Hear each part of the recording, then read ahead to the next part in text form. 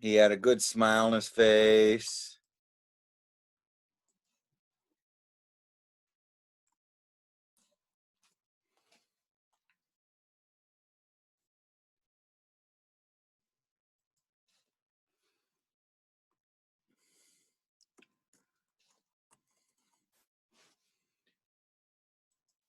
Hey, Abigail. How are you doing? This is our dream session. I got Charles here. He's one of our best dreamers in the whole town. Can you hear me, Charles? Yeah, I can. Yeah, okay, great. Awesome. Well, you are available tonight. Yeah, they canceled work tonight for some reason. That's Dawn. I thought it was Abigail. Hi, Dawn. I am so sorry that I didn't mean to apply that you are. I just wanted to say that I love it when you're here, and you don't have to say anything. Jan never says anything other than her. She's very good at, it's so helpful during that session to have her actually put the text that we're discussing up. Mhm. That's cool. I just saw that she was doing that, so that's great. Well, hopefully Ivan comes because I was going to finish his dream, but let me see here. Let's see, it's about 5 minutes until it starts, so we got plenty of time. How's it going with you, Charles? Pretty all right. Yeah. I was expecting to start this job today, but yeah, they canceled work tonight for some reason. Yeah, how's it going? I mean, is you were having a good time, or not a good time, but you were going to, possibly catch up on a few of bills or something? Yeah, I was dishwashing in a bakery for a minute, but then I switched over to this temporary job because the restaurant that I used to work at, they closed down from COVID, is going to be reopening soon. And I kind of plan on going back there because it paid really well and I really liked it. So, well, yeah, I mean, it'd be nice if you could earn like $15 or $20 an hour or something like that. yeah. I mean, rather than you're in St. Louis. Hi, Roy. Hi. Hi. At Hi. some point, it'd be nice if they had a $15 minimum wage. Yeah, I guess so. I mean, plus tips. Well, I used to, at this restaurant, I made $10 plus tips, but it came out to usually 16 an hour with the tips. Oh, that's so, good. Yeah, it wasn't bad. Yeah, well, that's better than nothing. I'm just saying that right nowadays at least at our business, we rarely hire anybody less than even just right out with no experience whatsoever, at $13 an hour or something. And most time it's 16, but I don't know. I mean, it's just in the restaurant business, do they share the tips with all the employees, or that's how it was where I worked? Yeah, well, I think that's it was only a fair. It was a small place where we didn't really have any like servers. Mm-hmm. So, I mean, yeah, even the dishwasher made tips. Yeah, well, that's great. Well, anyway, when Ivan comes, I was going to discuss his dream, or when Gary comes, we could go review his moth dream. For some reason, I can't find moth dream text, but anyway, that's how are you doing, Roy? Well, I'm good. Good. Yeah. We just, we had a thing on our ballot where Florida was, you got to vote for $15 a month for employees. I mean, $15 an hour for employees, which I voted for. It'll be interesting to see if it passes. Well, yeah, I mean, it's not, sometimes it's not helpful to certain businesses, and sometimes it's not helpful to entry-level employees, for instance, kids working high school jobs or something like that. But, on the other hand, I would say at a minimum age, it should be, I mean, $15 an hour is even a little iffy, as far as going on. Well, Ivan, I'm ready for your dream here. I mean, we can go over it. I'm kind of forgetting which order it is. And Dawn, if you have any dreams too, you could just put them in the chat. But I'm going to, that is Dawn. Yeah, it says Dawn. Good. Okay, so we are going to look at Ivan's dream here. Yeah, do you want me to post it in the chat again? Yeah, why don't you post it in the chat, and I am going to go over, oh, geez. Let's see. Oh, here we go. Yeah, okay. Yeah, now, did it start, which part did it start with? Was it the part about the dog, the 3 dogs, or was that the second part? That's the second part. All right, okay. That's the part I told first, but that's. Was there actually 3 parts to it, or did somebody post another dream that I didn't know about? There was, I'm back at home and the family and I are watching. Well, that's the dogs, and then then the second or the first part starts in, I'm in some sort of meeting with coworkers. Is that right? No, so it goes. How about I recap? Yeah, why don't you just read it? Yeah, and then we. Yeah. So it's actually 3 parts, I suppose. Yes, you're correct. That's what it is. So I'm in some sort of meeting with coworkers at, it's a lobby of some sort, like a hotel lobby or a lodge or something like that. But it's a public place. And they're going over some topic that I'd normally be interested in, but for whatever reason, I'm feeling disinterested in it at the moment. I see coworkers from some previous job there too, and I say hello to them and it's friendly. I don't know why they're in the dream. So I leave the meeting and I'm in a parking lot of a strip mall. And there used to be a coffee stand here, but it's been replaced with another stand. I'm loudly and angrily complaining to a coworker that it's ridiculous that there are no coffee shops here. The 2 men at the newsstand are loudly trying to get me to see what they are selling, but I refuse to acknowledge them. So I go get in my car, which in the dream is an old 1994 green Saab. But a large truck has parked too close to the driver's side and I have to enter from the passenger side. I'm now leaving the parking lot, making a left turn out of it onto a busy road with fast moving traffic, but my car is extremely slow. In fact, it's going so slow, it's slower than I can walk. When I get to the next stoplight, I accelerate by moving my feet while still seated, like it's a Flintstone car.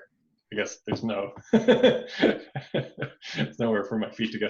That actually probably sounds like that car. The bottom was pretty rusty, so I guess that wouldn't be too surprising. Well, it's fine as an image. So we know what the Flintstones did, and it's that's possibly something the unconscious picked up, too. I mean, it's kind of an interesting. Image even in the Flintstones that, yubba dubba doo, and they, are pedaling it with their feet underneath. But go ahead, keep going. Hi, Gary.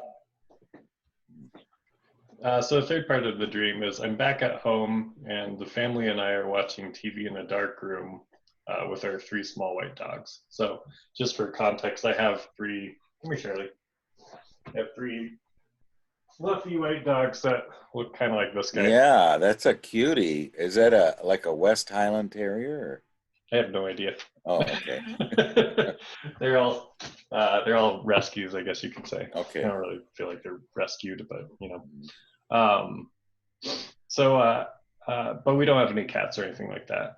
So I notice what looks to be a 4th dog snuggling, but then I think that perhaps it's an illusion. I then see a small black kitten appear. I try to pet it, but a larger white cat emerges from behind the red chair and attacks me. It's trying to push me over but not hurt me. So it's not trying to scratch or claw me. It's just trying to knock me down. I pet the white cat and reassure it that I'm not an enemy, and it returns behind the red chair with the small black kitten. I notice the fourth white dog eating food from the table. That's when I wake up. Okay. So, great. Yeah, it's kind of a long dream. Yeah, not well, we're going to take it just one thing at a time, Anna. I don't really care how long a dream is. I mean, I mean, no matter how many lines are in the dream or whatever, I mean, I always just take each one separately. Okay. So let's post go ahead that in the chat, Ivan. Do you have it? Yeah. Put it in there again if you can. He did Yeah, put I'll put it it in back there. in the chat. I think Yeah, if you join okay. later, it doesn't show up. Yeah. So I'll just repost it again. Okay. All right. Well, I am going to start on this, and then let me just, I kind of went over it a little bit before we started. Okay. Now, you're in a meeting with coworkers at a hotel lobby or a lodge. So the conscious attitude and I are in a place of gathering where the various figures of the conscious attitude gather together. It either could be figures of the conscious attitude, or it could be, personifications of our archetypes within our own psyche. But anyway, the ego, dream ego, is there with other aspects of the psyche that are labeled as co-workers. So that's why I think that they together constitute a unit, okay, and you're in a place of gathering. So it is somewhat the place of gathering really is the entire psyche. It's the the totality of the psyche. Okay, place of gathering. Now, the meeting is on a topic that we're normally interested in, but you're disinterested at the moment. So, the topic of the meeting would normally interest the dream ego, but at this point, that topic generates no libido or no energy. So there's an aspect of this possibly tired topic is which used to generate ego energy is now ineffective. So the meeting with these other factors of the totality of the psyche are talking about something that used to interest the dream ego, but now don't awaken any energy. Okay. So that's kind of a good start. Okay. Now, then you see coworkers from a previous job are also at the meeting, and you say hello to them. So now these are archaic vestiges of previous attitudes. A previous attitude are still there, even though they're not really current. Okay, but they are there despite this. Okay. Now you leave the meeting and you go to a parking lot of the strip mall.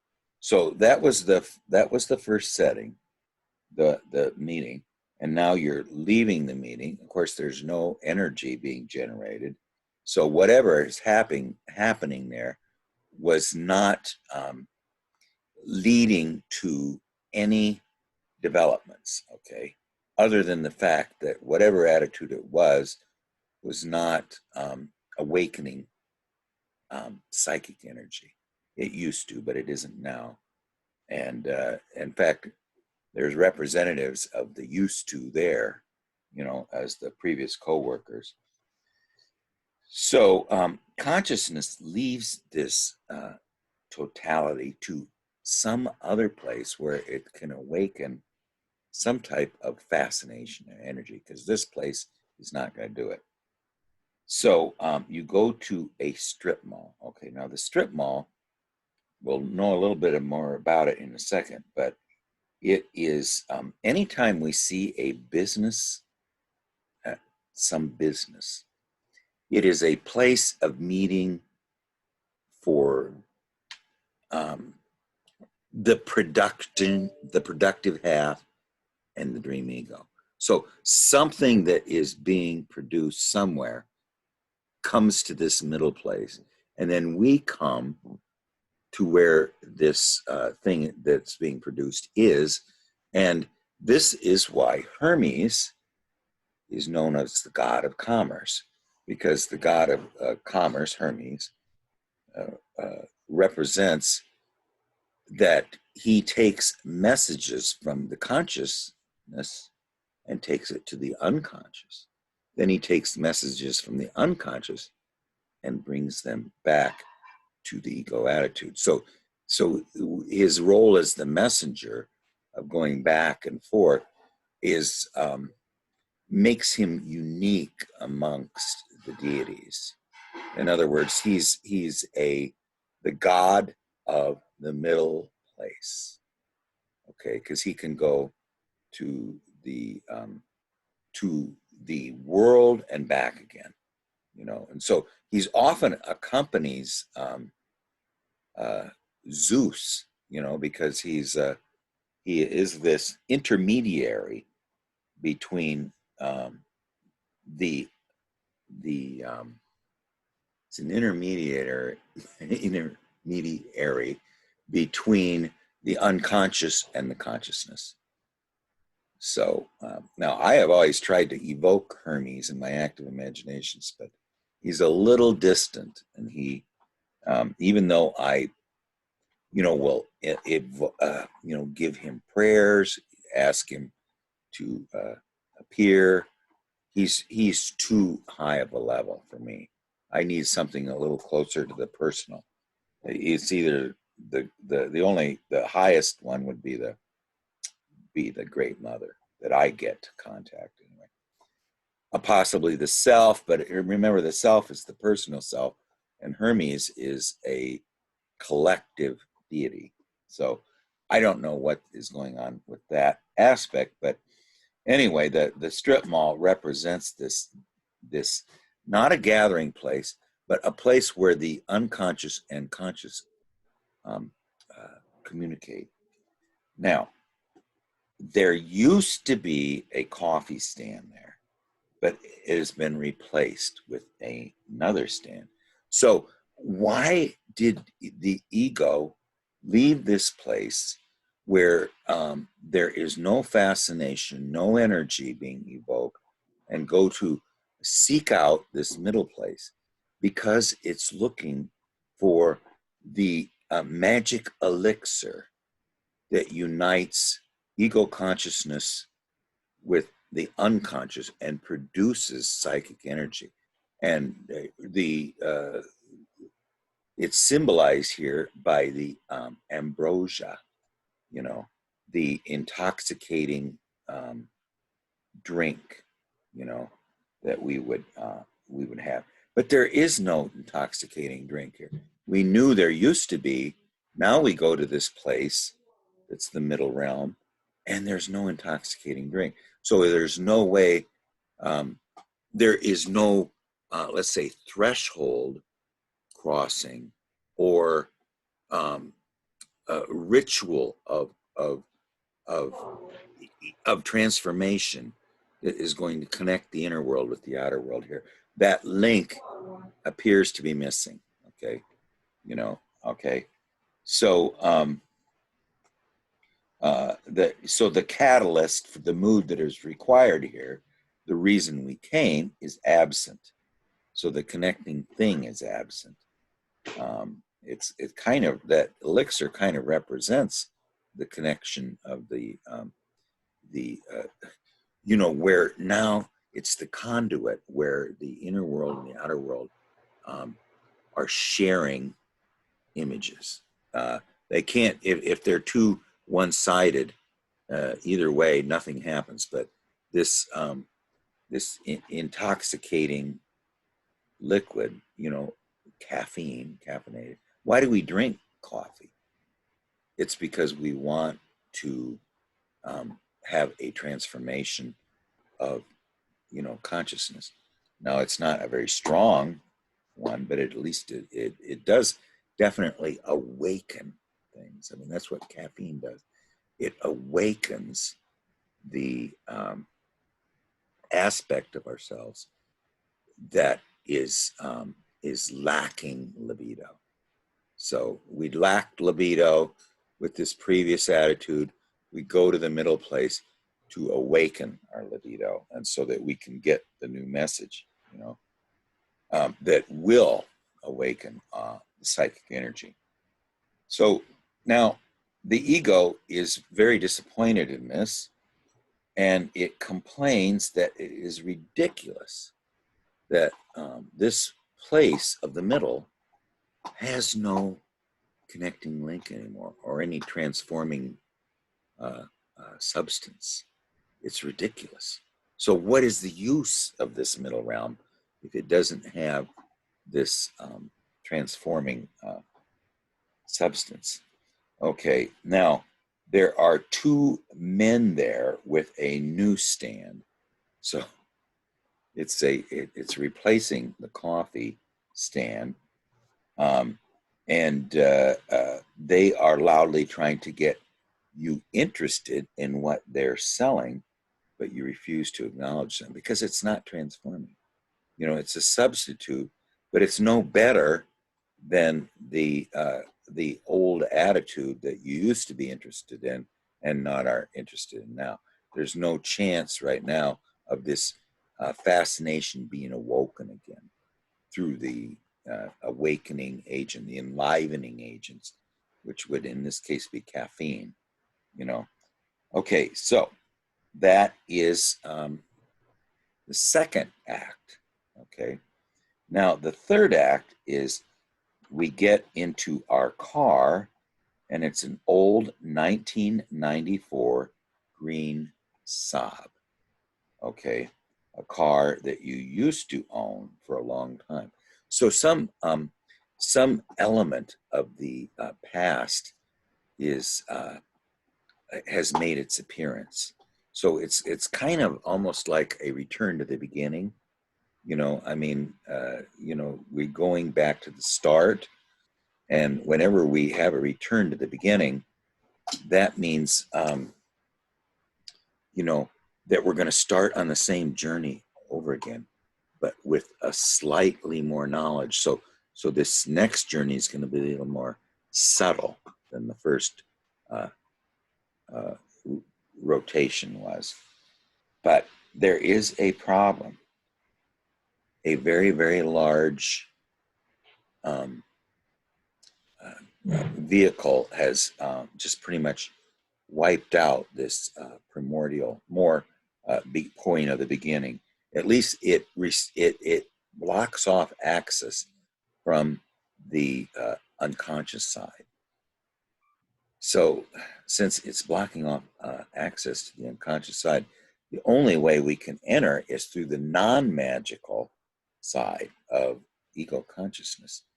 So it's become more not a vehicle that we can enter from the left-hand side. It's a vehicle that we can only access through consciousness. So it has a little bit of a,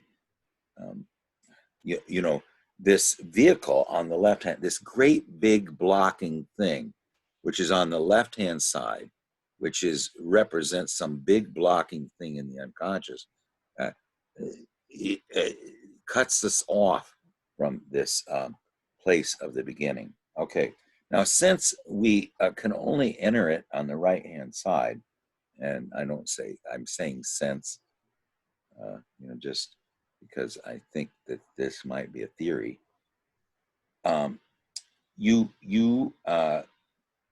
are now leaving this middle place where we did not find what we were seeking.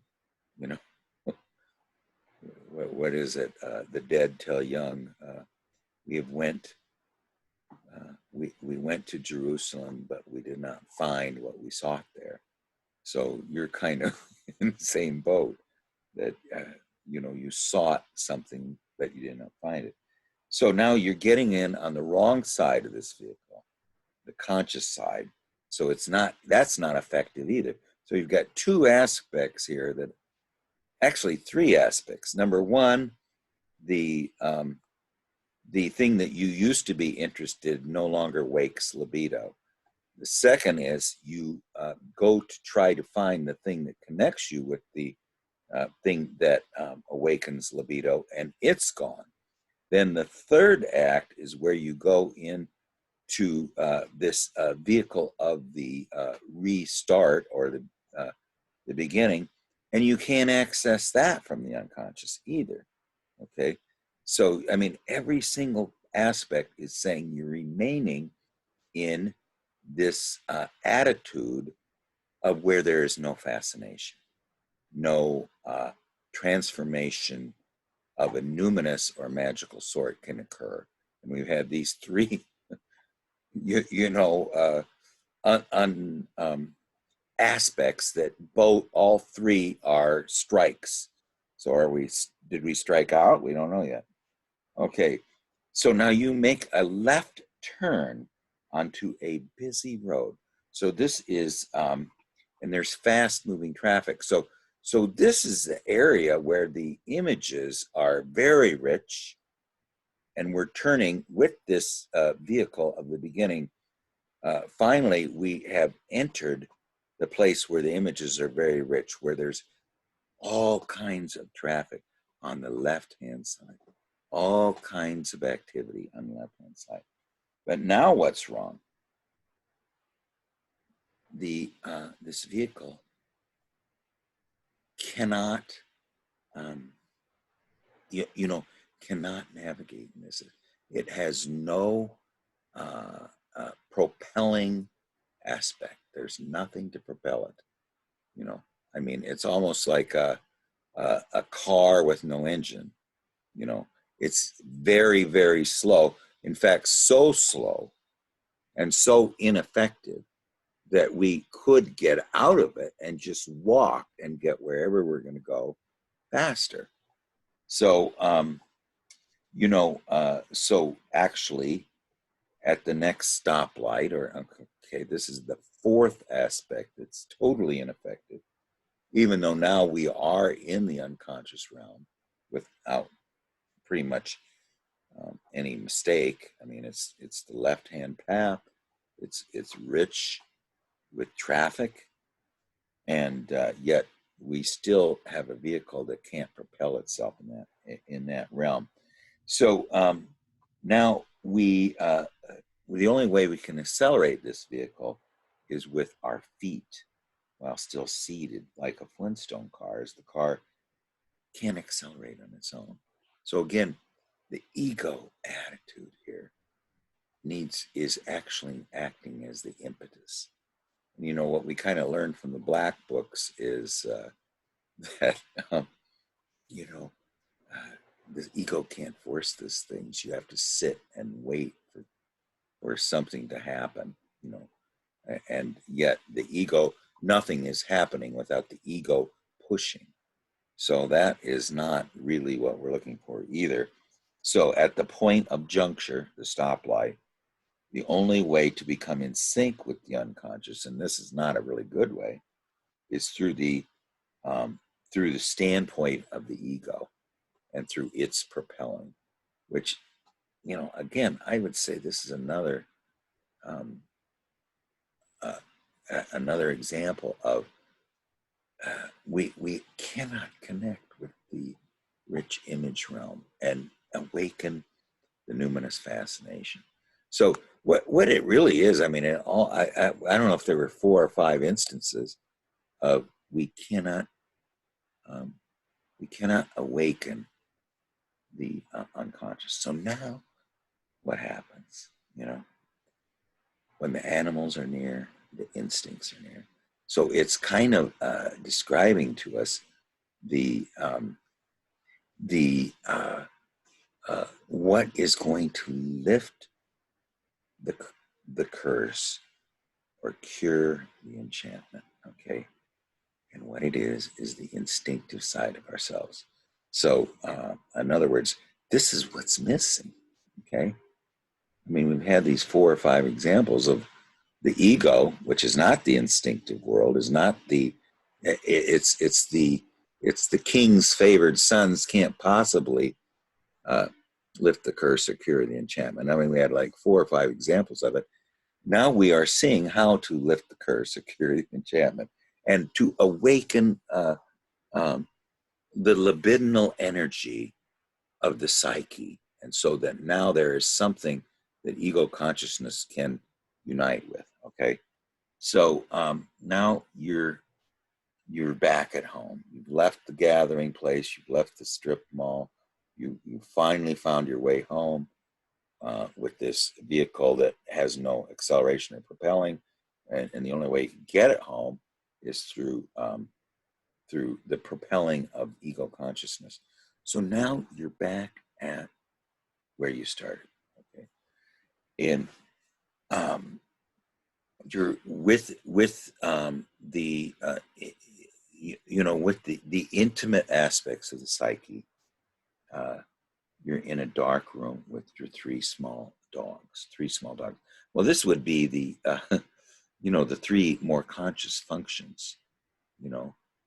So in a dark room with my collective attitude, I'm watching something to do with the collective consciousness on TV, and I'm with the 3 more conscious instinctive functions are clearly manifest and visible and active.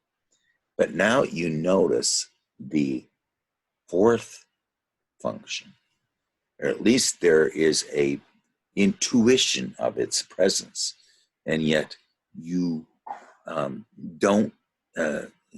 It's only an intuition because there's no manifestation of it. Okay, well, how are we going to get that side to manifest? Only through the help of the bridge to the unconscious, the anima. Okay. Well, where's the anima? Okay. Well, we first see the image of her in the black kitten. Okay. So this is a very rudimentary anima aspect, and we see this growing thing of the of that which we lack, the feminine the feminine bridge to the unconscious, and this is a very growing aspect or a young aspect, and or an undeveloped aspect, and we try to pet it. Well, the fact that it's black kind of represents then the gray doe. And it's also its contrast with the white dogs, which are more spiritual, And so now when we do that, from behind the red chair, from behind the feeling function, which I think, Ivan, you have a certain problem with. I mean, a little bit, not completely, but it also represents eros. So behind the red chair comes the more the white anima, okay, and she pushes away from this most precious thing that she possesses, which is her growing aspect. So now you have to prove that you are not a threat to the anima's growing aspect. You don't have much of a relationship with her because she's behind the red chair, and you probably don't have a very good relationship with the red chair, So anyway, so then the growing feminine, the grown up feminine comes, and she's related to this Negredo. You try to relate to it, but the spiritual or the more advanced or developed anima pushes you away. So you're not ready for this product. She doesn't think you're ready anyway. And their dwelling place, the dwelling place of the soul or the anima, is behind eros and the feeling function. I mean, this is the real gathering together. See, the gathering together before, there's no eros there. It's all logos. Well, logos is not good at gathering together. Only eros brings together.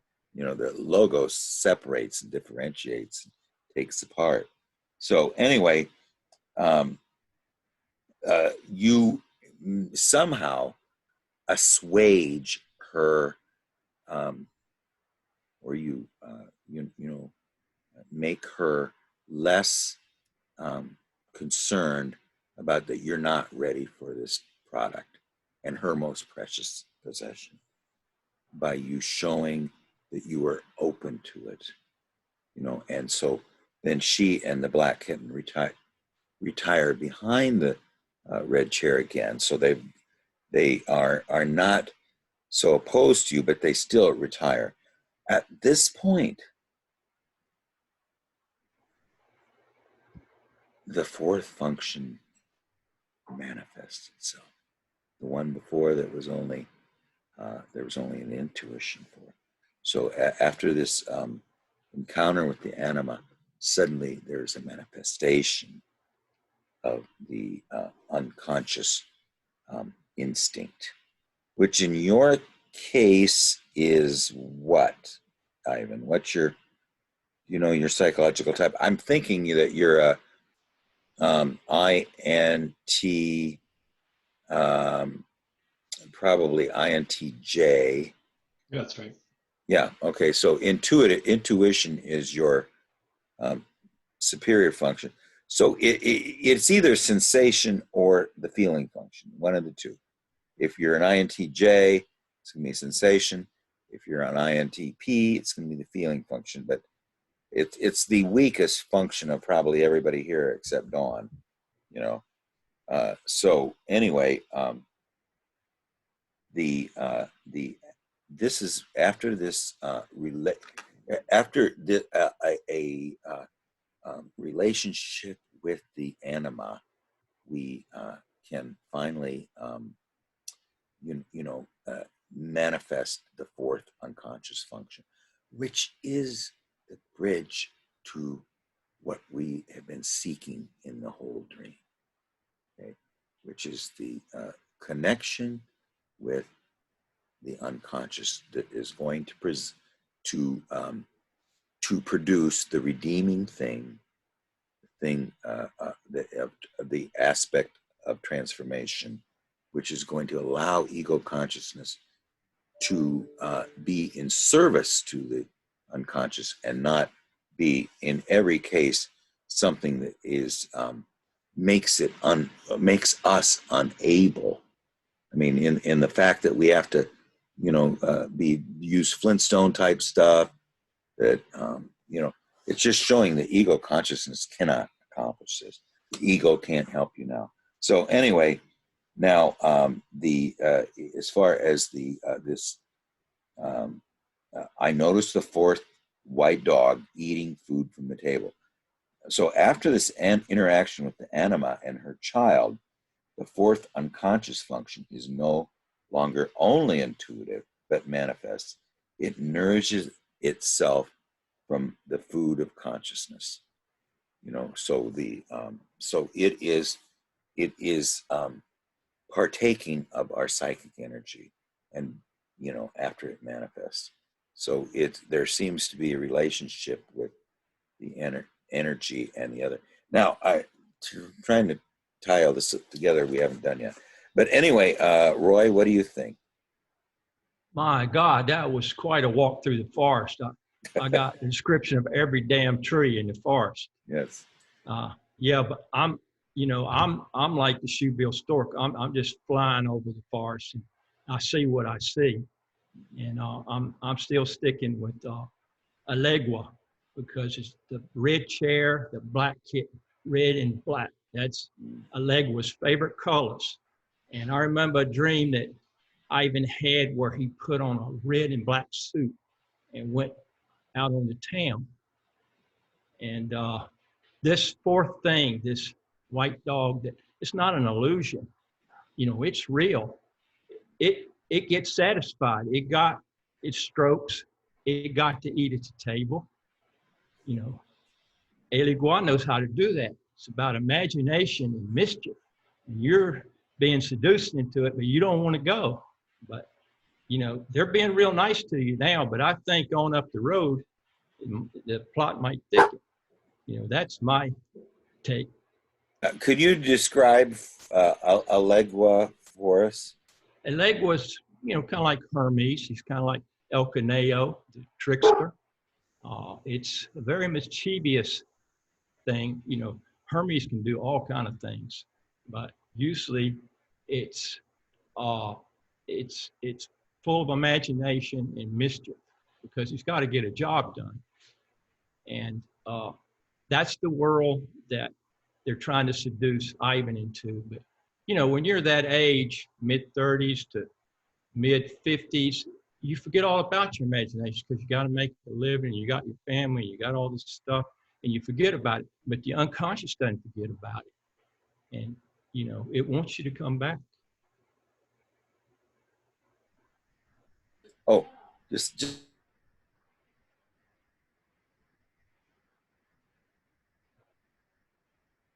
okay, sorry. I got a barking dog. Gary, Yay. what do you think, Gary? Oh my gosh, that was just an incredible analysis, Craig. I mean, that was just really impressive. But, you know, I look at it and it's, you know, it really is a narrative to Ivan. You know, it's telling him, look, your interests are changing. You know, what kind of fascinated you before, you've lost interest in it. And, you know, and what was the elixir before is no longer there. And the previous elixir is no longer of interest. And other things that might be a possibility in that same realm, they're not of interest either. And so now you have, you know, so finally you get, you know, back home and, you know, there's the possibility of the, you know, the beginning of the work with the anima. And that is where, you know, we see the, you know, things actually progress. And so it goes, you know, it's that intuitive function, you know, it's telling you, it's like, it's not going to happen with consciousness, you know. You do it with consciousness, it's going to be the Flintstone car. But yeah, I mean, I think what you said was just dead on. So that's, yeah, I don't really have much. Well, anyway, that is a, you know, I thought the dream, if you remember at the beginning, it's a little bit hard to wrap our heads around this, but if we, like I say, if we take each part by itself, it is, you know, it's starting to make a little bit of sense. Now, Dawn, did you, you don't have to say anything, but if you have any questions or comments, go ahead and just state them. I'm curious about what you'd experience differently if your prayers did reach Hermes, because to me, the dreams that you have, Craig, seem to be full of meaning, and it happens with frequency. Okay, well, you know, I actually have been very adamant that Hermes comes to see me, you know, but there is no sign of him. So I'm thinking that, first of all, Hermes is a, and you can speak to this, Roy, too, about Elegua. I mean, to me, Hermes at this stage in my life is too profound for me to speak with. I mean, I think he's even told me that I'm not ready for him. He's actually said that to me. I mean, when I actually just pushed him, you know, why are you so absent? And it was communicated that you're not ready for me, you know, because Hermes is really represents the philosopher's stone. Okay, this temple of wisdom where the symbols created. And you know, I'm somewhat in the same boat as Ivan is my conscious attitude is just too too you know, I have not gotten by the and this is a really a disease of this age, is that the conscious attitude is so pronounced in all of us that you know, I mean, that's what Jung is saying in the Black Books, where you know, his realm, his soul is a desert. His soul is a desert because his conscious attitude is not overcome yet, and he can figure it out. He's very adaptable. I'm not.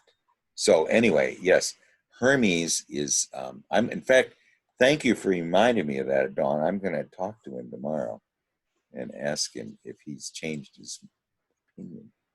You know, but anyway, Ivan, do you have any comments, and then we'll kind of try to do a little more summing up. Yeah, I was just taking notes as you were going. Actually, by the way, while you were going, I was sketching the dog.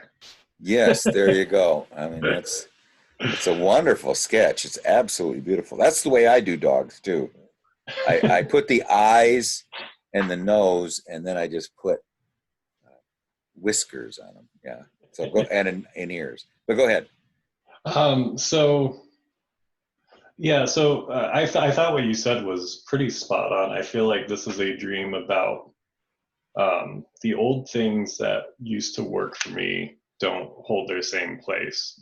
And something that occurred to me as you were talking was maybe the two figures in the parking lot were trying to offer me an alternative, but my conscious attitude is not receptive.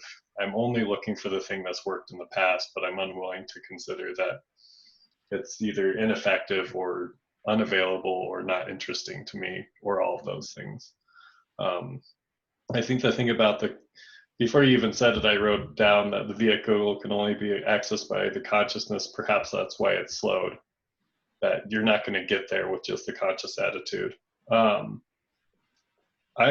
curious about the trickster here, because I'm wondering what the trick would be. Roy, I was wondering if you might elaborate on that a little bit more, because it's an interesting idea. You brought it up a couple times. You don't think that's a trick, that a dog you call an illusion can get stroked too, and a dog you call an illusion can eat at the table? You don't call that a trick? Oh, I don't know. I call that a trick. I'd like to know that trick myself. So was the trick for the cats to distract me so that the dog could eat at the table? You didn't get your coffee, did you? You didn't get an interesting conversation, did you? You didn't get a coffee stand, did you? You didn't get a fast car, did you? Well, if you could get your strokes and you could eat at the table, you could have gotten all those things. And that's quite a trick. Yeah, I think let's just go over the try to review the different acts here. Okay, so the first act is the gathering of the I think the gathering is our notion of what the psyche is and its various aspects. And when when ego consciousness calls the meeting or goes to the meeting, it's not fortuitous. Nothing happens. Okay, and the reason is who's chairing the meeting? It's ego consciousness. So anyway, there is no non-ego there. Okay, the only thing that would interest ego consciousness is non-ego. There isn't any there. Okay, then I mean this is what the why the unconscious is so strange, and it's so closely related to nature, and so non-ego that it is absolutely magical. Okay. Okay. Now, so that's number one. And number two is even the aspects before that were somewhat related to to this time when such a gathering would produce something. They aren't helpful either. So that's the first scene. Okay. Now the second scene is the strip mall, and that is related to the fact that nothing happens there either. And what Roy and Ivan said is that what replaced this connecting link, this awakening substance, the substance that's going to awaken either us or the inner world, is not available anymore. And there is another aspect there which is trying to explain itself to us, but we don't want to hear. So the ego consciousness is not willing to listen to the fact that they are expressing the fact that there is value here, you know, but ego consciousness doesn't want to listen. So that is possibly, the ego conscious is resistant to this unknown figure, which is the replacement for the awakening substance. At least it's been the dream ego, the dream maker is announcing this is our replacement for what used to be, and yet ego consciousness is not interested in it. Is that because it's ineffective, or because ego consciousness is just so resistant to this new thing, which we really don't know its nature, because we're unwilling to listen. The fact that we didn't listen to it is, showing a great resistance to something, and that claims to be the replacement for the coffee or the awakening substance. It's either awakening our inner life or an outer life to a transforming event. Okay, and then the third aspect of this dream is that we leave and try to every avenue towards the unconscious, towards entering the unconscious, is blocked off. In one case by a very, very large object, and secondly by the fact that it has no it's just dead. It absolutely will not go unless ego consciousness propels it itself. Well, that is not getting us anywhere, So those are the three events which are just showing an inability to connect with. And how did you put it, Ivan? You had a better way of putting it than me. You said something there that was that I liked. Oh, I'm not sure what I said. Yeah, well, I don't remember either. But I mean, it was a better way of that whatever you're doing is not working. Okay, and then so now we're back at the at the womb. Our home represents represents the container of the mother, or it represents somewhat of a womb-like space. Okay, a space of anyway, it's a space where ego consciousness is at home, and not just ego consciousness, but other aspects. Okay, now there we see only three functions. The fourth function, and Roy, I want you to talk about this in a second. The fourth function is there is a aspect. What was it that Jung says over his door? Called or not, the God is present. Now, actually, I heard in the Black Books, even in a more better way of putting it, that that the God is there, whether whether we acknowledge it or not. You know, so anyway, there is this aspect of the fourth function, the one that is now it could represent either the unconscious function or it could actually represent the self. Okay, but we have an intuition that it's there, but it has not yet manifested. It manifests only after the interaction with the cat, which is the feminine instincts, her her daughter or son, and herself. One is black, one's white, and once we have, and she's behind a red. Now Roy's correct. Red, black, and white, and maybe you can put a picture of a legua. I think we looked at that before, where it was wearing a red and black suit. But red, black, and white are the three alchemical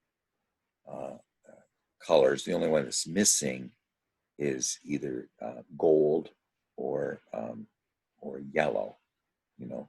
But the red, black, and white, the gold is the goal, you know. The red, black, and white represent spirit and body and soul. Okay, and they are all present here. Okay, and we do make some kind of overture to this anima, and only after we've made the overture to the anima, and she retreats back behind the seat of the Eros. When she retreats back to the seat of Eros, then the fourth function, which either represents the inferior function or possibly the center of the psyche, if we say it's a self, but that's the only time it actually does manifest, rather than we just have rumors of its presence and some kind of a illusion of its presence. It actually is there. And what is it doing? It's sitting at table with us, and it's eating the food of our awareness. Okay, so that really is a sign of a shared. It's eating at the food at the place of our awareness, the food of our awareness. Okay. Anyway, there's those four aspects, and I think that the punchline or the and Roy, you can certainly give another aspect of this. The punchline of these three abortions, or aborted attempts, is that only through relating to the feminine can this self manifest.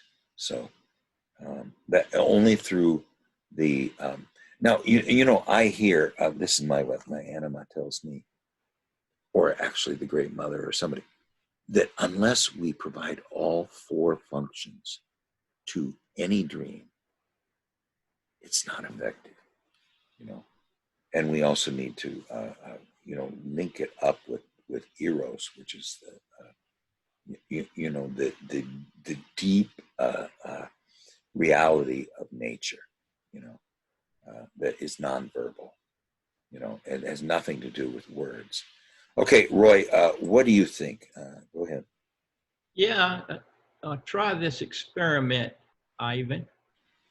Let's say that you had a trickster in you archetype, but you're not in touch with it. Of course, you're going to project it. So as you go through your days and stuff, see if you notice a very mercurial character that comes on the scene, and his presence just changes everything. I mean, nothing goes the same or as usual when this person shows up. It could be an animal or a person or something that just shows up and everything changes. That's your projection of Hermes, of Allegua. See if it happens. Just notice. Well, it's interesting that you say that. So this fourth dog, this exact same dog, showed up in a different dream, and in that dream, it was actually maybe a sign of foreboding. I wasn't quite clear what it meant in that dream either, but in this other dream, I'm looking out the window and I see this dog in a box this time. And I'm really excited about it. I tried to tell my kids, there's the dog there, there's like this dog, and I go out and then my son goes running away from me.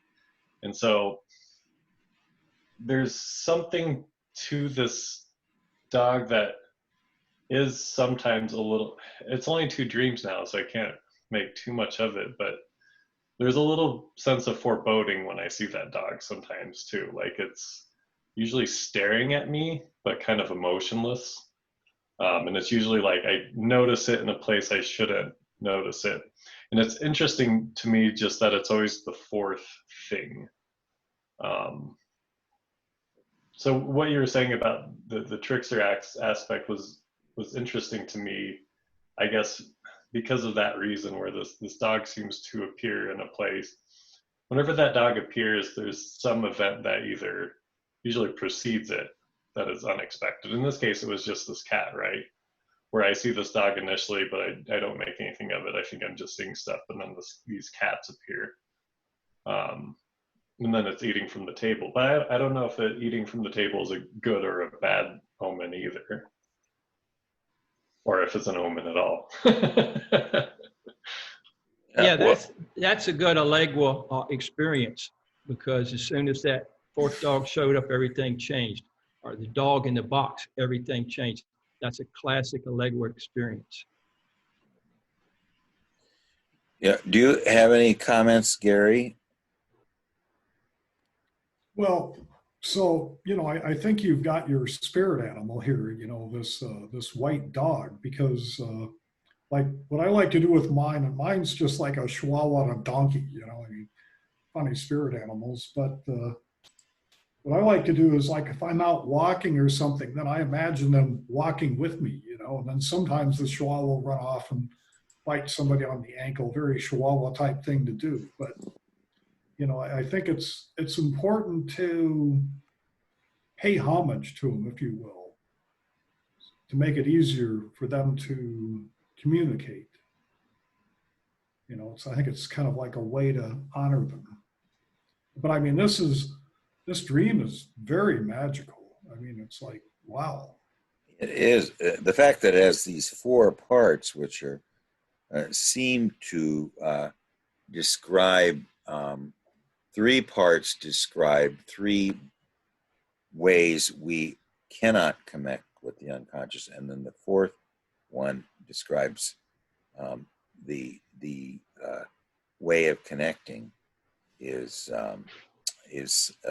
like you say, it's very beautiful. I knew when I heard this dream that there was going to be something like this occurring. So anyway, I would I might try to. I would like to. By the way, Gary, if you have your moth dream, did you send us the text to that or not? Oh, no, but I will. Yeah, well, why don't you send it, and because I would like to do a summary of both. Oh, you want that now, or? Well, yeah, why don't you just send it? I'm not going to summarize it now. I'll just email it. Yeah, go ahead and email it. Now, Dawn, I'm not really sure. Can you highlight what in your text is there? I mean, I think you were discussing the blue cat with horns in there. Is that correct, or did you? Was there any dream that you wanted to discuss? I mean, you sent that text, but seems to have several dreams. You said the dream is within the text. Can you just tell us what? I'm sorry about that. I didn't have it prepared, so I still don't have it prepared. Okay, sure. It out in front of you. So I just skip it over me. Yeah. Okay. Well, why don't you prepare it, And we can discuss it on Wednesday then. Okay.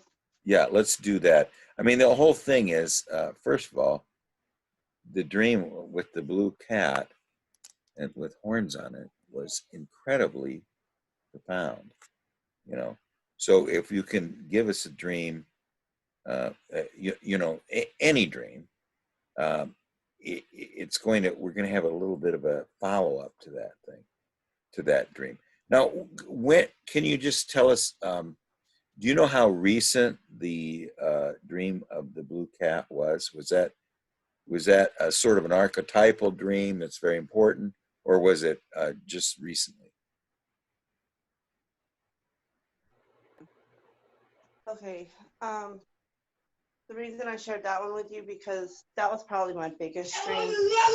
Okay, my son is running through the house. I'm really sorry about that. Oh, that's fine. But why don't you go ahead and, if you can, I would like to discuss any dream that you have on Wednesday. If you could just get it together, because your dreams are beautiful, and and I'll tell you, every dream that I see, I was telling Charles and Gary that is just, I feel it like it's my own dream too. So anyway, we'll discuss one of your dreams next time, Dawn. If you can just get it ready for us. I mean, I want to review too your synopsis as well, but we'll go through that because it's kind of a describing the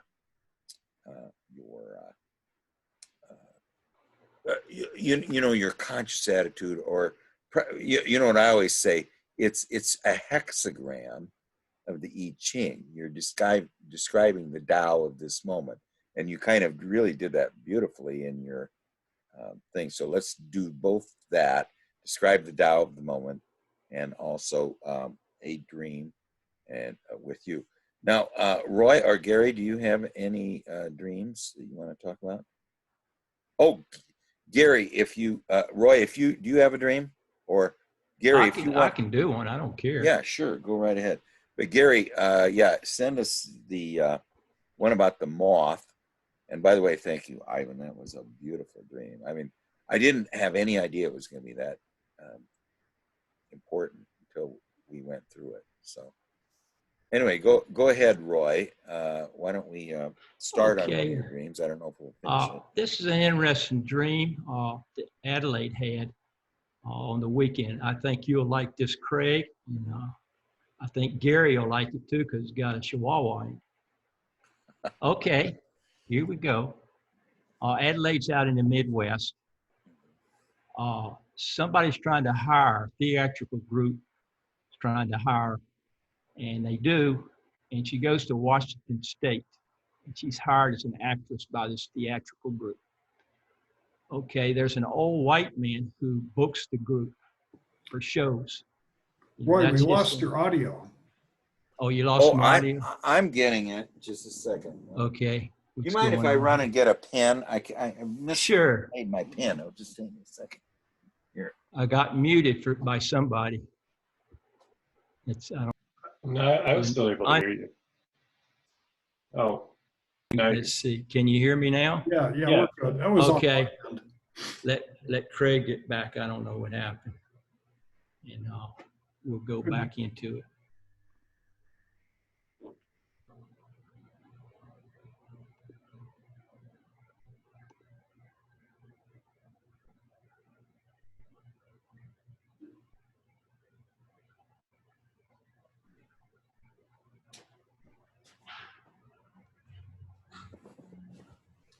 I normally have about 4 or 5 pens for redundancy because I drop them in the chair and then I can't find them. And the Damons take them. Take them.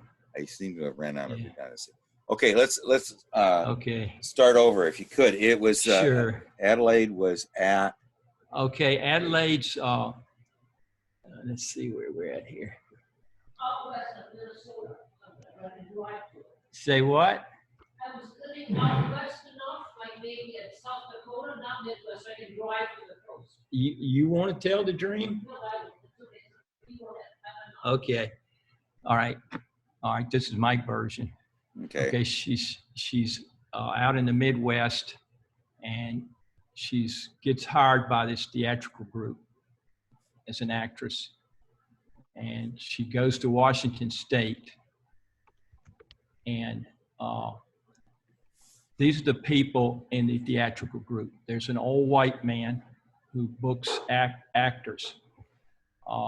He's sort of interested in the financial angle. And then there are two male actors. One's Hispanic and one's black. Okay. They have to dance in a choreograph. It's a choreograph. And the two actors show Adelaide the dance. They're supposed to be like a snake. Adelaide notices that they're moving mechanically. They're just interested in going by the book. Adelaide is very confident that she can do the snake. She is interested in the audience's reaction.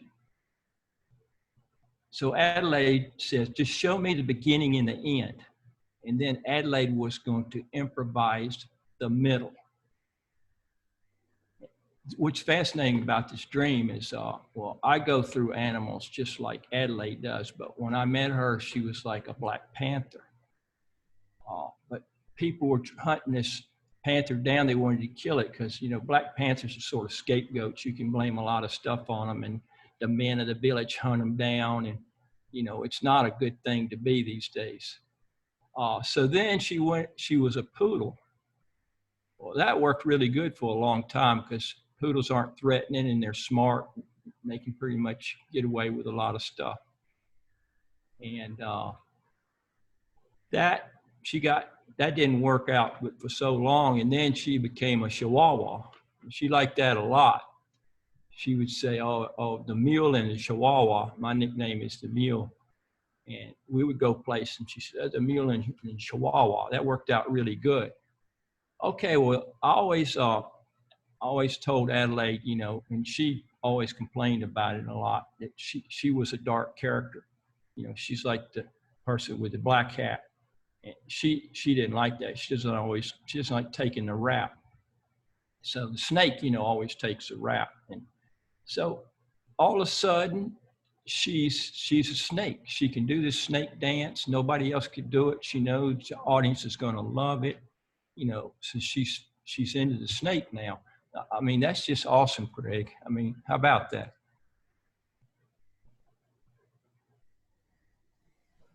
Somebody loves being the snake. I tell her stories about Jung's snake. He'd have this little snake. He'd have a little crown on his head. You know? Yeah, he says. Little crown on his head. Yeah, he used to tell people that he wouldn't do some things because it would disagree with his snake, and the snake in him represented the rhizome or the root or that aspect of himself that in which is very cunning, but there is no. It's very also true.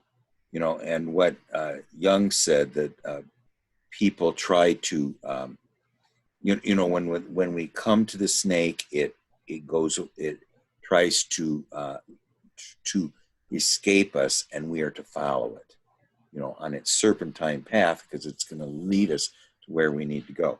So let me go through this just so I understand it, okay?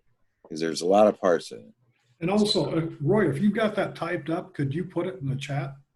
Yeah, I don't know how to get it in the chat. Well, email it to me. Because I have text. I have an Apple computer with text. Yeah, well, just go ahead and email it to me. I'll email it to Greg. Yeah, okay.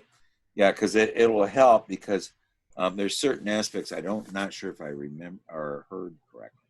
So now Adelaide is in the Midwest.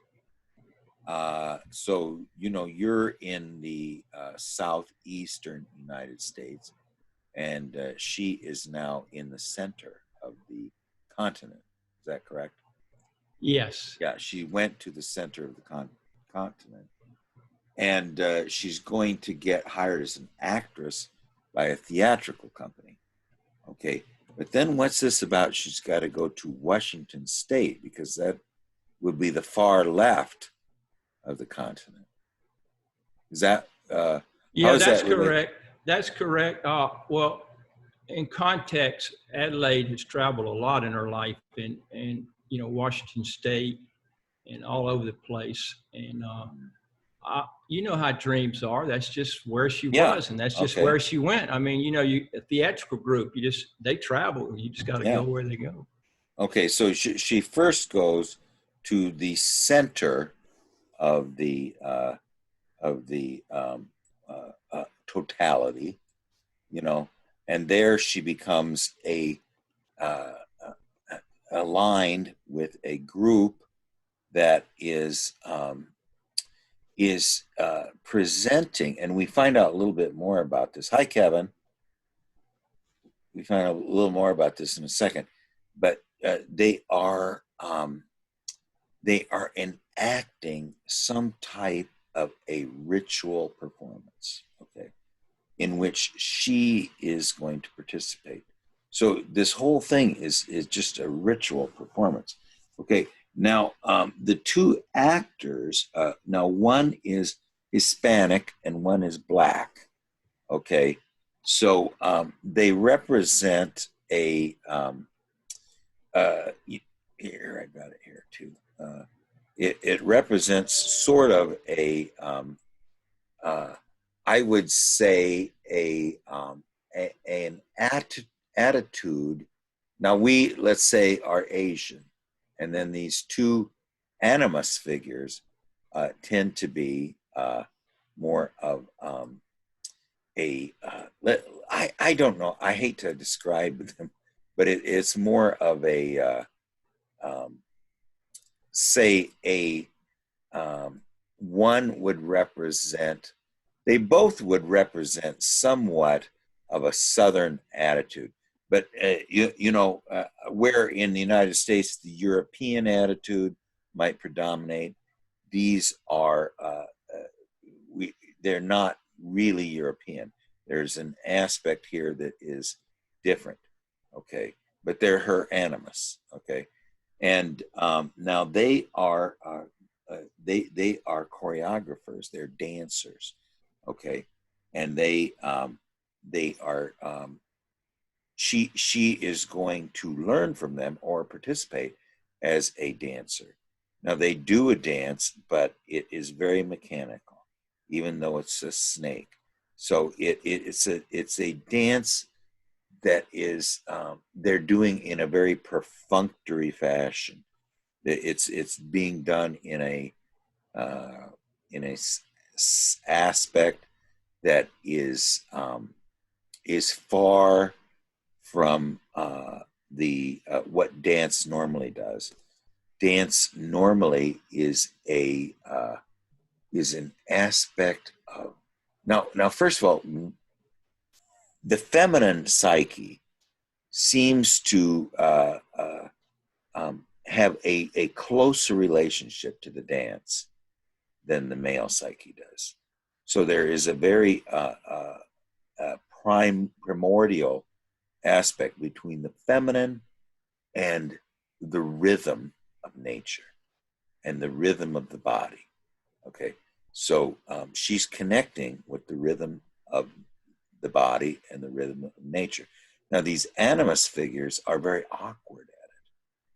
You know, they sort of sketch out an outline of the dance, but they are not Mikhail Baryshnikov or some unbelievably expressive animus dancer. They are more sort of mechanical dancers. Okay, so Adelaide, as someone who is more related to the rhythm of the body and the rhythm of nature, is going to pick up on these clues from the animus, but she's only going to use the beginning and the end, and then she's going to fill in the middle aspect with a more expressive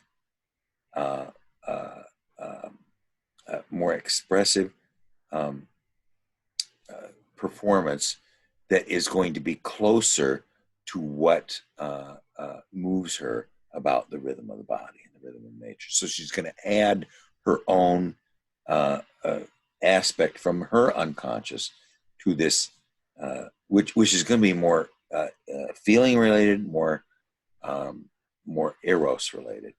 So I just what I'm thinking here is she almost is out doing the animus. You know, I mean, she's providing a richer context than the animus has presented to her.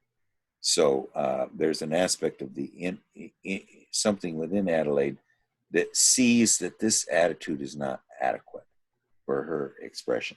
So, and the fact that it goes from the Midwest to the Washington State seems to be that it's going west, you know, or it's going to the left-hand path a little bit if you're just looking at it geographically. So she goes to the center, then she goes to the far left, which would be the unconscious. I mean, if you were not talking about the continent, but you're talking about a room, she starts on the right-hand side, which is consciousness, goes to the center, meets the animus there, gets a clue from them, and then goes way over onto the left-hand side, which is the unconscious. Okay, now then can you pick it up from there? Oh wait, I got it right here. Let me put this in the text. Okay. Hi, Kevin. How are you doing? I'm fine, thanks. I'm sorry I was late. I was signing a contract for a new apartment, so I was like, so I just fabulous. Just finished. Yeah, so it's just. Is it going to be a huge upgrade over the current? No. It's a bit downgrade actually, but it's fine. Right. It's fine. Okay. All right. So now there's an old white man who books the group for shows. He's just interested in the finances. Then there are two. So we missed him.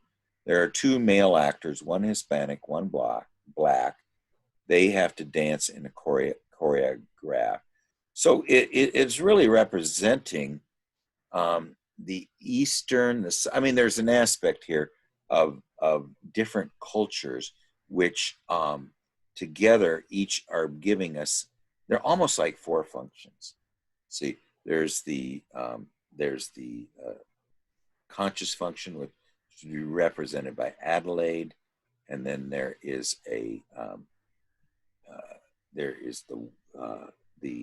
one who's only interested in money. So that would be, you'd almost think that that's a sensate function. And then there is the black and the white. The Hispanic and the white. I'm not sure what that represents. I don't say this is the functions.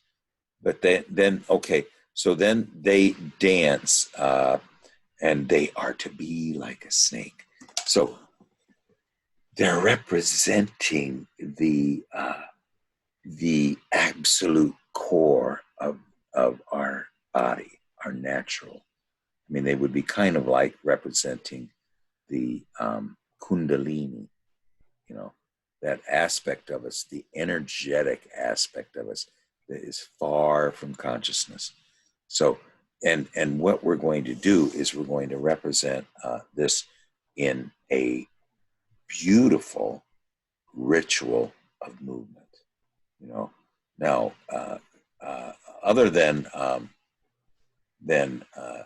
Gary, I think the rest of us are very alienated from this this transforming magic of movement, of rhythmic movement.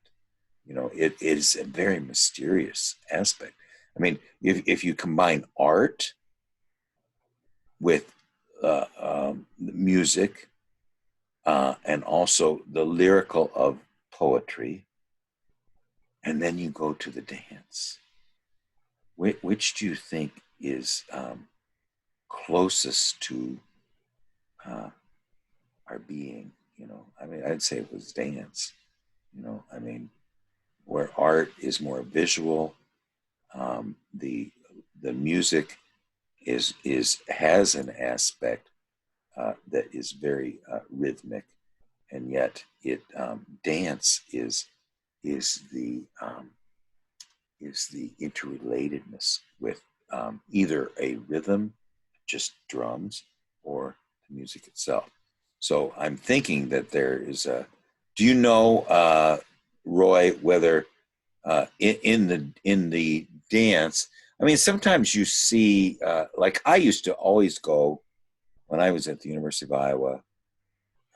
The Joffrey Ballet would come there and just, um, rehearse for some other. There was some reason that they located in Iowa City, and I used to go and watch them perform, and a lot of it had no music to it. It was just, in fact, I remember one time I'm sitting in the very front row, and I don't know if you've ever been at a ballet, but I'm sitting in the very front row, slumped down in my chair. And when you're at a ballet and they're doing it on a wooden floor, which is on a stage, all you hear is kids playing upstairs and running across the. I mean, it's kind of interesting to hear. You just hear footsteps, and there was this one girl that was so evocative to me, and I'm just watching her very closely. She sees me in the front row, just looking at her, and she winks at me, and I was totally smitten. But anyway, the aspect of dance is a magic unlike any other magic, and this is what Adelaide is trying to connect with.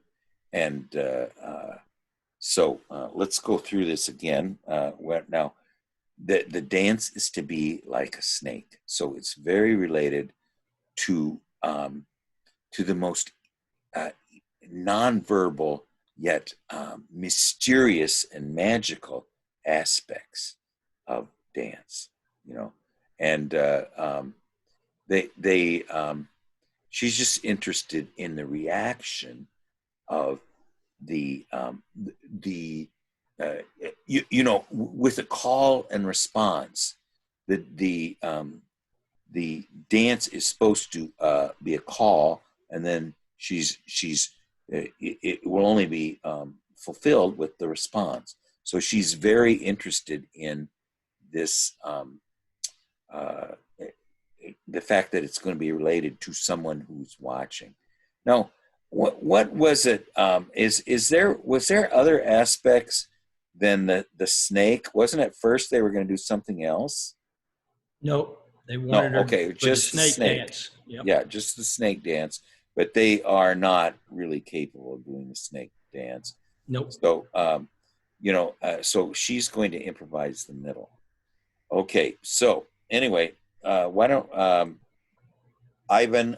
Do you have? I don't think we're going to finish this today, but because I want to work on it, like I did with Ivan's dream.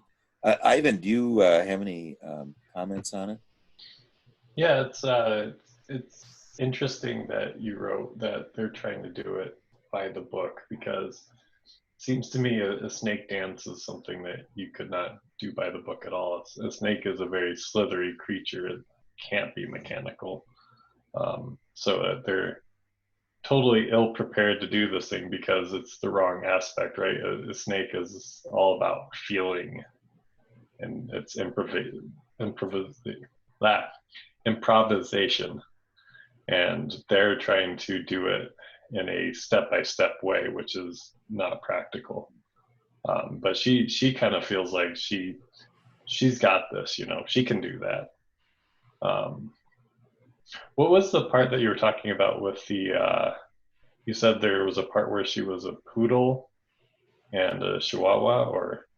That was just a lead in because we identify with animals, and we use an animal to go through life. It's a lot easier than being a human. So she was a chihuahua for a long time until she had this dream. And so she's a snake now because of this dream. I see. So there wasn't a poodle or a chihuahua in the dream? No, no. Yeah, okay. Go ahead, Ivan. I don't have anything beyond that. Okay. Well, the serpent, the serpentine path and everything like that is representing a very non-ego aspect of our awareness. What do you think, Gary? Well, I've got, I think, a little bit of a different tact on this. And of course, she's not here to really ask about, some of her feelings and stuff. But I think, when we go down this path, we get interested in forming rituals. And one of the things about rituals is that, they may actually start off on somewhat of a, conscious level when you try to think them through, but rituals for the most part really can't be done that way. And so at some point they have to go over to the unconscious, and you have to, you just have to work on it and feel your way through. So this, to me, I think this could be almost be like a comment on, maybe it's telling her that, that a ritual she has started needs to be finished and worked on, and from the snake side, from the unconscious. It is there's an aspect of it that is so I don't know. It's just the redeeming aspect of it to me is unbelievably beautiful because it's so elemental. What do you think, Kevin? Well, I don't really have anything to add. I was just listening. Okay, sure. And Dawn, if you have anything, again, Dawn, I think in all of these dreams, I mean, nobody's an expert, but you would put in, if I had this dream, what would I think? So let me do it. If I had this dream, what would I think? Okay, first of all, it's so alien to me because I am not a dancer. I'm not a dancer at all. I don't like dancing. I mean, I don't like it, but I'm very awkward at it. So if Adelaide is being fascinated by this dance, that means she's not awkward at it. It is something that feeds her soul, and actually, it is the center of her soul. She goes from the conscious attitude to the center, and then off to the unconscious, the middle realm, and then goes off to the unconscious. And then here, she's going to provide the missing middle of the snake dance, which she is saying that these very awkward animus figures cannot produce. And what she's looking for is a reaction from, in other words, there is supposed to elicit a response. Okay, it's supposed to elicit a response. So she is doing this to elicit a response. And the response from whom? It is from the witness of the dance, whoever that is. So if we are dancing, who is the witness? I would say it's the dream maker in this case. I could be wrong on that, but I'm just saying that that through our portrayal of this middle aspect, which is missing in the dream of these awkward masculine animus, what's missing is eros from that, and she's going to provide it. She's using their logos aspect to begin with, but she's going to provide so there is a wonderful aspect here of feminine wholeness, of how the feminine expression that is now. This is what I say to you, Dawn, too. Is who was that? Sandy. Remember Sandy? Her dreams were so different than we awkward men have, you know, where our dreams don't have the snake dance, the middle of the snake dance, don't have this aspect of linking up with the rhythmic of nature in its most mysterious aspect, where she's very close to it, we're very far from it, you know. So you know, anyway, why don't I finish this next time, and Gary, you're going to need to provide us the moth dream, because I'd like to summarize that, and also summarize Ivan's, and just because I think they're very important.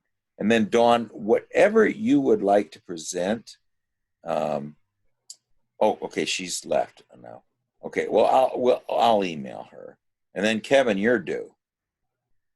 Do you have any dreams, Kevin? I have one ready. I write almost every day, so. Okay, well, why don't you email it to us? And yeah, and Roy, we're going to pick up with this next time. And I think if I sit and do something like we did with Ivan's dream, at least I'll have a context for discussion, you know. So anyway, we'll reconvene on Wednesday. So we'll see you all then, and we'll start with Roy's dream, and then I'd like to do maybe we'll first summarize Gary and Ivan's dream, then we'll do Roy's, and then we'll do Dawn's, and then Kevin, you're up next then. Okay. All right. Well, thank you so much. This was beautiful. Wonderful. I mean, it's just one.